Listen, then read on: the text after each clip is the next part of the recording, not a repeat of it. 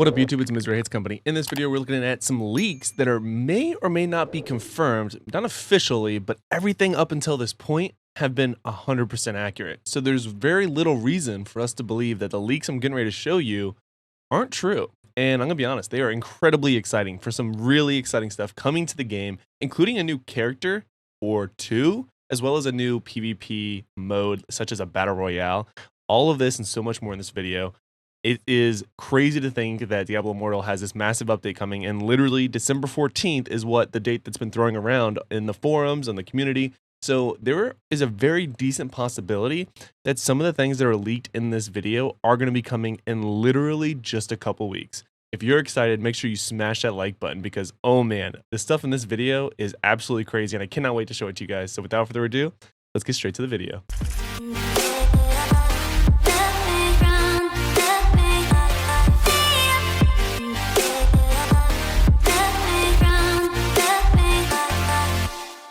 Okay, so I'm not going to show the whole video because, like I said, a lot of it has already happened, which, if anything, I'm just going to speak to it to really showcase how the individual who made this video, who is Diablo Immortal, data mining and leaks. I will show a link to his YouTube channel in the description below, as well as a link to this specific video, because all the credit for this video should go to him.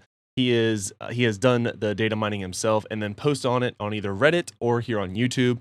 Several other YouTube creators have also reacted, if you will, to this video as well as other videos he's created. He does a phenomenal job, and like I said in the intro, he has been very, very accurate up until this point. So there really is little to no reason for us to think that the stuff in this video won't happen sometime. Now, we don't know for sure, but the timeline coming up of December 14th of a big update, and they even delayed their bi-weekly update for this other update so they could focus on it, really leads me to believe that we're going to be getting at least a few things that are in this. So let's get straight to it. Like I said, I'm going to skip around, but all credit should go to Diablo Immortal, data mining, and leaks. And again, link to all his stuff in the description below. And without further ado, let's go ahead and look at this. The first thing he talks about here is the server transfers. Server transfers update. Obviously, that has already happened, so we're not going to talk about that. He was right. Everything he put in this video about the server transfers was 100% right. So he called out that that was happening before it was public. And then he also talks about the server merges, which also happened. Let me get it fully on here. The server merges that also happened. So you can do a free transfer one time, which he called out in this video, and then you can do the server, or then the server mergers happen, which I've heard nothing but good things about. It's also, I saw like a lot of people talking about like, oh, the game is dying because of the server merges. That is very not uncommon. That's a double negative. That is not uncommon for mobile games. When you start and you have this, you want to make sure you have server stability. So you don't just do a few servers, you do a ton of them. And then as the game progresses, it goes through the natural arcs and the ebbs and flows of people playing the game. You're going to want to go ahead and cut out some of the, weaker servers so that that way you can merge them together to have a better playing experience. So he also called that out, and they did actually post in their forums that there will be more server merges happening, which is, like I said, nothing but positive in my book. So very exciting stuff there. But this is where we get into the good stuff. So the boon of Progontis. Boon of the progenitors. Progenitors. Bruh. I just butchered that so hard. Boon of the progenitors. The boon of the progenitors seems to be a new bundle coming to Diablo Immortal. The bundle's description reads: collect eternal orbs at purchase and log in to receive rewards, including the Abiding Curse 2-star and Frozen Heart 5-star legendary gems. So now, like I said, he has data mined this information. So what he does is he looks in either the US version of the new updates, like the patch notes, and then looks into the code files themselves, and then searches for specific stuff like this, and then he shares it with us. Or he looks in the Korean or Chinese version of the game and then shares that and translates it to English and then shares what he finds. So again, he's been pretty accurate up to this point. So we have this new boon option that's happening that is apparently guaranteeing a 2-star gem and a 5-star gem. While the sale is active, characters at or above level 40 can purchase this one-time bundle. Login days accumulate during the sales period regardless of whether a purchase was made. For 21 days after purchase, you will be able to claim the rewards for accumulated login days. All right, so basically that just means that if you miss a day, you can still pick up the previous day that you missed. Now, again, my channel is very much focused on like the free to play version of the game because it's incredibly pay to win. I don't even play PvP for that reason. So we're definitely gonna be focusing on ways of grinding the content that is free. But it is interesting that they're coming out with something that is a guaranteed 5-star. That if anything makes it more pay to win, which the game is what it is. But you can still very much enjoy the game without that element. I would like to add. If at the time the bundle expires, your cumulative login days are below 14, or if you have unclaimed rewards, the remaining rewards will be mailed to you on December 6, 2022, so you don't. It's interesting the date is so specific. So that leads me to believe this already happened. Or, yeah. So the 6th, like that's in 7 days. So I'm assuming that has already happened. Let me know for any of you in the comments below that if you were in a server that merged, if this was in your as an option for you guys on your server, because I'm assuming maybe that was why, because it was part of the server merges, maybe. Don't miss out on them. Character Face Remake.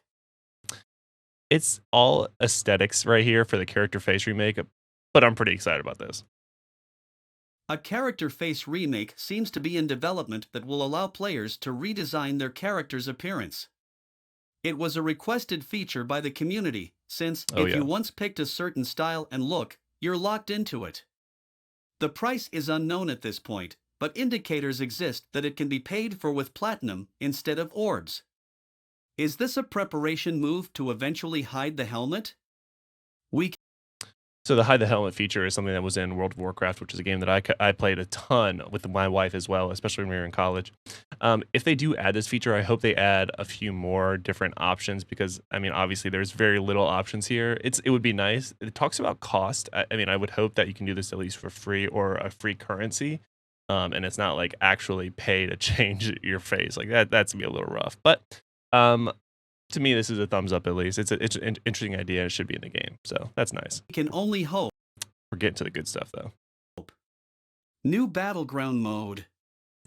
This is where it just blows my mind. The new Battleground Mode takes place in an instance of the Dark Wood to fight in an open environment against monsters and players.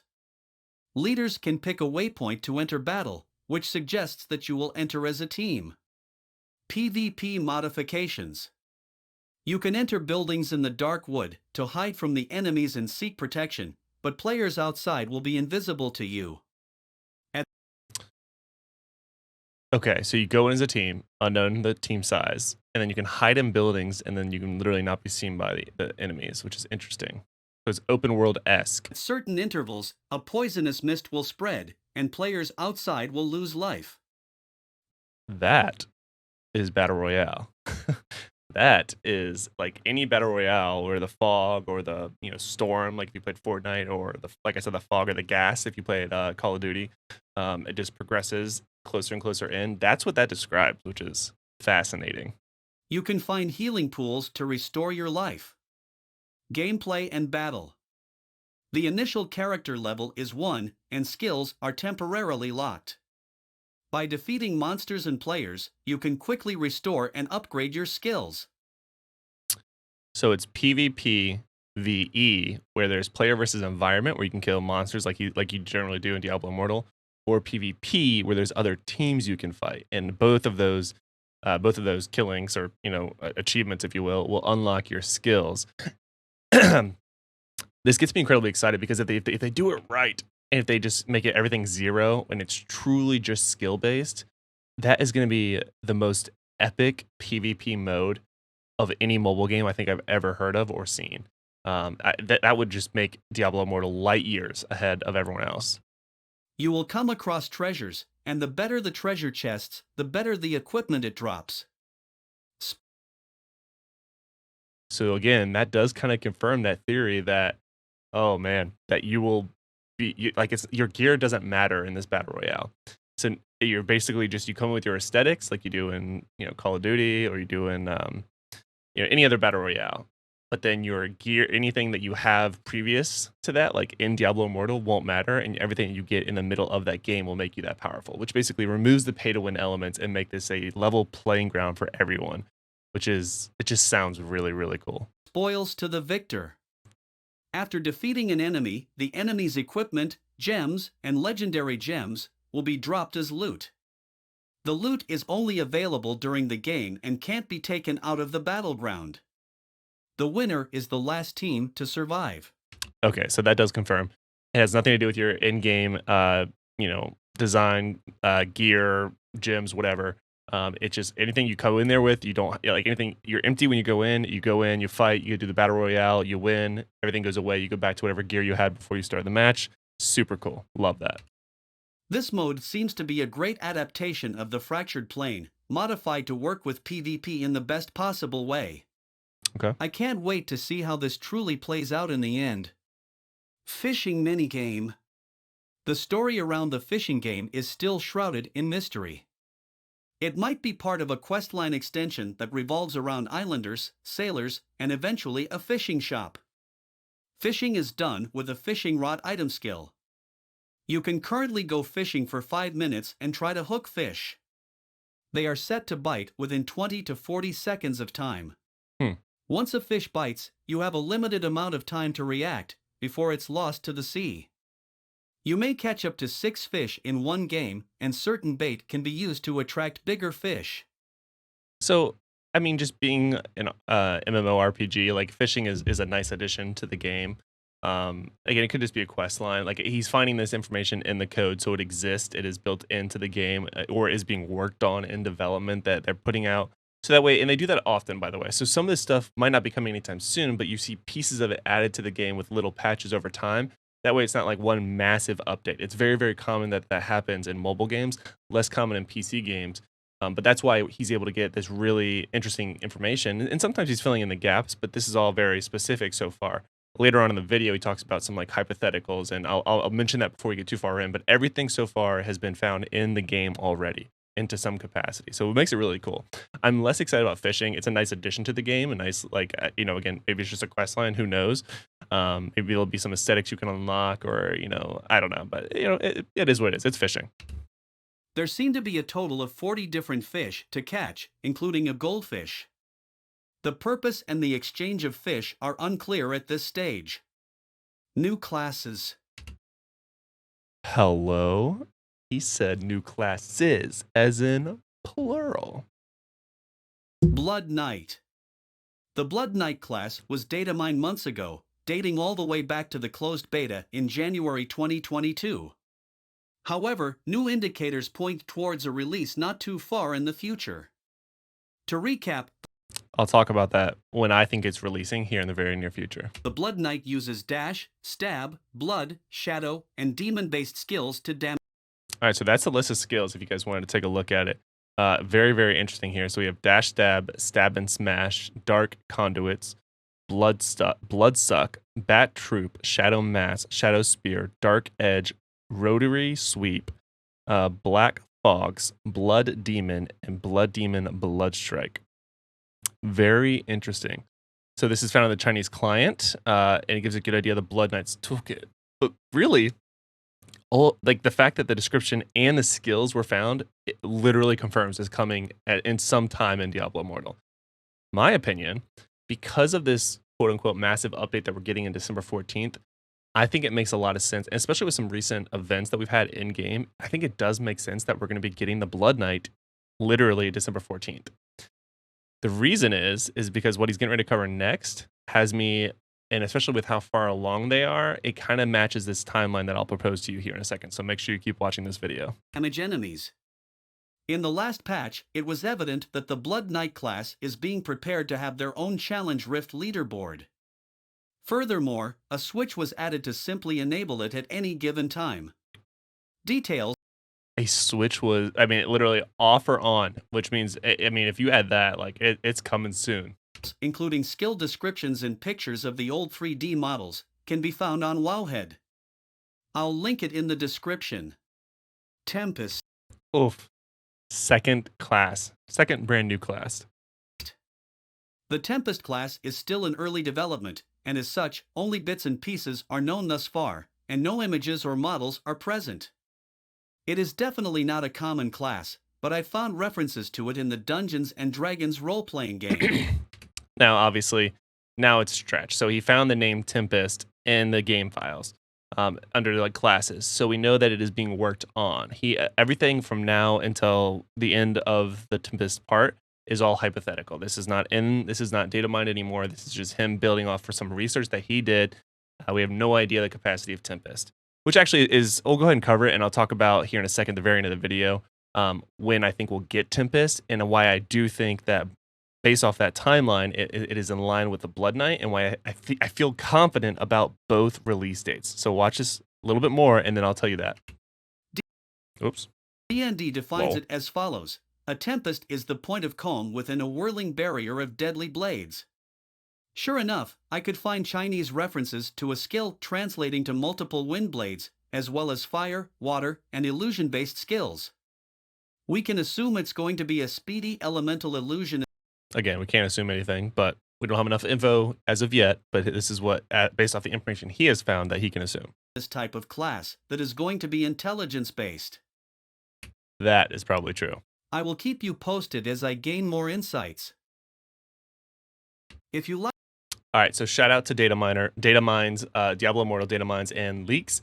Like I said, link to his video and his channel in the description. Go show him the love. He really deserves it. Phenomenal videos, phenomenal work that he does, just because he's a passionate person about Diablo. So I do think that I feel very confident about two different timelines here. So the first is that based off the information that we have that that Data Miner has released to us, is that the Switch is there, the skills are there, the description is there, some of the pictures are even there for the Blood Knight. The Blood Knight, I think, is coming this year on December 14th. I think that timeline checks out. That is the next big patch that we've been made aware of. I think that makes total sense. Now, if we compare that, that is 6 months, roughly. We're going on 7 months of the game. So 7 months that this has been in the works. Now, obviously, like he mentioned, it was in the beta files that they found the original verbiage for the Blood Knight. So what that means is that it makes sense that the Tempest is where it is, because I would anticipate potentially seeing the Tempest around the 1-year anniversary. Think about it. It's already in the files. We're just under the half a year mark, which is about what the time we would estimate we're going to get the Blood Knight here around the 6 month mark, 6 to 7 month mark. So that kind of checks out for the Tempest, that they already are working 6 months ahead of whatever they plan on releasing to us. Let me know what you guys think in the comments below. All of this is super exciting. I can't wait for hopefully like that Battle Royale-esque type mode where it's just completely level PvP. I love PvP and I hate it in this game, but that description makes me want to play it nonstop. And then the two classes, let me know which one you're more hyped about. Do you think my estimate is right for when we're going to be getting them? Are you going to be switching to those new heroes? Oh man, I can't wait. Let me know what you think in the comments below. I will answer as many comments as I can. And until next time, guys, lock it in.